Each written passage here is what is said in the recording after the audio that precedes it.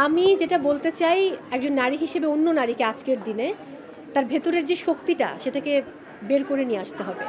প্রত্যেক নারীর মাঝেই সুপ্ত শক্তি আছে, কিন্তু সেটাকে আমরা জানি না, প্রকাশ করতে পারি না। ওই সুপ্ত প্রতিভাটাকে সামনে আনতে হবে।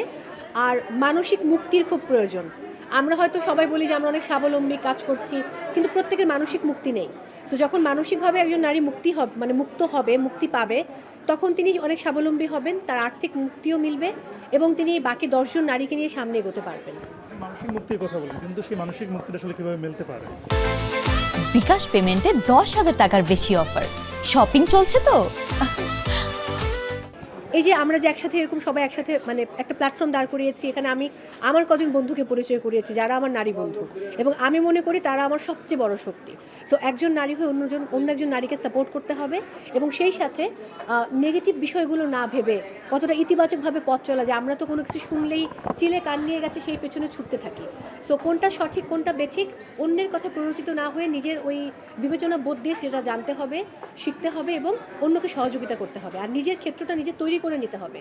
মানে ওপরে ওই দিন আমাকে একজন একটা কথা বলছিলেন, যে আমার ঠিক মনে নেই যে কথাটা কে বললেন, গাছে অনেক আম রয়েছে, মনে পড়েছে মনির খান বলেছেন এই কথাটা, যে সামনে উপরে গাছে একটা পাকা আম, ওটা আপনার ভাগ্যে লেখা আছে, আপনার রিজিকে আছে, কিন্তু আমটা আপনাকে পেরে খেতে হবে, আমটা কিন্তু একা একা আপনার মুখে ঢুকবে না। সো এই যে পারার যে প্রবণতা, কিছু করার যে প্রবণতা, এটা নারীকে নিজের তৈরি করতে হবে। অটোমেটিক্যালি কেউ আপনার হাতে কিছু তুলে দেবে না।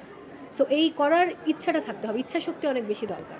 আমার লাস্ট কোয়েশ্চেন সেটি হচ্ছে যে আমরা দেখি যে আমাদের দেশে সাধারণত কোনো ফ্যামিলির মেয়ে যদি বলে যে আমি মিডিয়াতে কাজ করতে চাই, অভিনয় করতে চাই কিংবা অ্যাঙ্করিং করতে চাই, প্রথম বাধাটা পরিবার থেকে আসে। এই বাধাটা আসলে কীভাবে অতিক্রম করতে পারবে মেয়েরা? এইটা আমার মনে হয় এটা শুধুমাত্র যে অভিনয়ের বেলায় তা না। আপনি দেখবেন নারীদেরকে বলা হয় তোমরা ডেস্ক জব করো, মানে নারীরা এই যে অনেক সাংবাদিক নারী আছেন, ফটোগ্রাফার নারী আছেন, পুরো বিভিন্ন জায়গায় যারা এনজিওতে কাজ করেন, এনজিও কর্মীরা অনেক প্রত্যন্ত অঞ্চলে গিয়ে থাকতে হয়।